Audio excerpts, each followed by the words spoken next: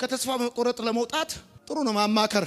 ግን እየዞርክ ሚስጥርን አታዝረክርክ። የምታውቃቸው አማካሪዎች ችግሮችን ቀጣጥለው ትልቅነቱን ያሳዩ ይሆናል እንጂ መውጫ በሩን አይነግሩም። አማካሪዎች ስማ፣ አማካሪዎች የህይወትን ቀዳዳ ትልቀቱንና ጥልቀቱን ነግረው ለባሰ ኮንፊውዥን ይዳርጉሃል እንጂ አያወጡም። ከመከራና ከተስፋ መቁረጥ የመውጫ በሩ ማመስገን ነው። ጳውሎስና ሲላስ ማመስገን ሲጀምሩ ስራቱ እንደተበጠሰ ልክ እንደዛ እንዲህ ካለ ሞት አድኖናል ያድነንማል ብለ አንድ የሆነ ሞት አልፍ ያለው ሌላ ሞት እየመጣ ነው ግን እዘምራለሁ ብለ እኛ እኮ ሰማል እንገር እግዚአብሔር ሁኔታውን ከመቆጣጠሩ የተነሳ ችግርን እኮ እያስቸገርን ያለንበት ሁኔታ ነው ያለው። ችግር በእኛ እየተቸገረ ያለበት ሁኔታ እኮ ነው። ችግር ራሱ ባንተ እየተቸገረ ያለበት ሁኔታ ነው ያለው። አሜን ባል። ችግር ራሱ በኔ እየተቸገረ ያለበት ሁኔታ ነው ያለው። አሁን አበቃለ ሲሉ ስትቀጥል አብጦ ሊሞት ነው ብሎ ሲሉ ስታራግፍ ህይወቱ ምዕራፉ ተዘጋ ሲል ሲቀጥል በሚበልጥ ክብር ሲቀጥል አጃና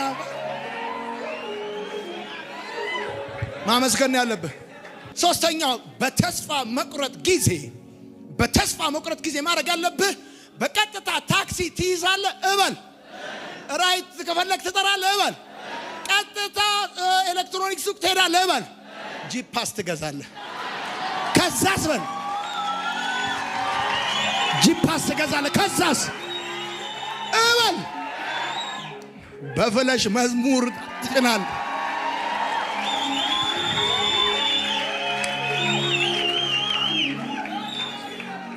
ማመስገን ነው የምትጀምረው። ችግር ራሱ በአንተ እየተቸገረ ያለበት ሁኔታ ነው። ይሄ የገባውበት ችግር እንደው እግዚአብሔር በኔ በራሴ እንዳልታመንና እየተገለጠብኝ ያለው የጸጋ ስጦታ አንፕሊቨብል ስለሆነ ራሴን እንደሌላ ሰው እንዳላስብ እንደ ውሃ ልክ የመተረልኝ ነገር ነው እንጂ ይሄማ ለክብሬ የተዘጋጀ ድንቅ መሳሪያ ነው ብለ መዝሙር ነው የምትከፍተው። ያዘው እግዚአብሔር።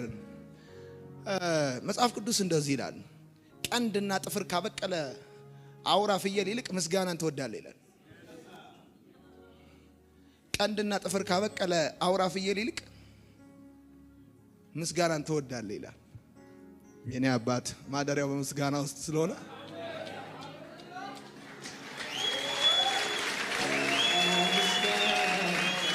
ትላንት ተመስገን ስላልክ አሁን ምትለው እሱ የተደገመ ምስጋና እንዳይመስልህ። ሰው አጥንቶ ቃል ሊናገር ይችላል፣ አጥንቶ ግን ማመስገን አይችልም። በመንፈስ ከውስጥ ሰውነቱ ካልተነካ በስተቀር ከውስጥ እሱነቱ በመንፈስ ቅዱስ ካልተነካ በስተቀር ሰው በአስቸጋሪ ሁኔታ ውስጥ አንብቦ ሊያወራ ይችላል፣ አንብቦ ግን ሊዘምር አይችልም። ስለዚህ እንዲህ ብላችሁ ጽፋችኋል፣ ከተስፋ መቁረጥ የመውጫ በሩ ማመስገን።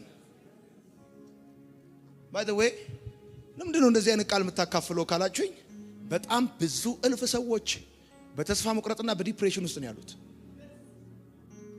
ኢቭን በዲፕሬሽን ውስጥ እንደሆኑ እንኳን አያውቁትም።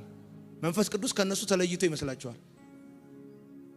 ቅድም እንደዚህ ብዬ ጻፍኩ፣ እኔ ጌታ ሆይ መከራ ብቻ አይደለም ያየሁት፣ ችግር ብቻ እኮ አይደለም ያሳዩኝ፣ በሆነብኝ ነገር ውስጥ እኮ ይሄ የሆነብኝ ነገር የገለጠልኝ ሁሉ ክንድ አለ እኮ።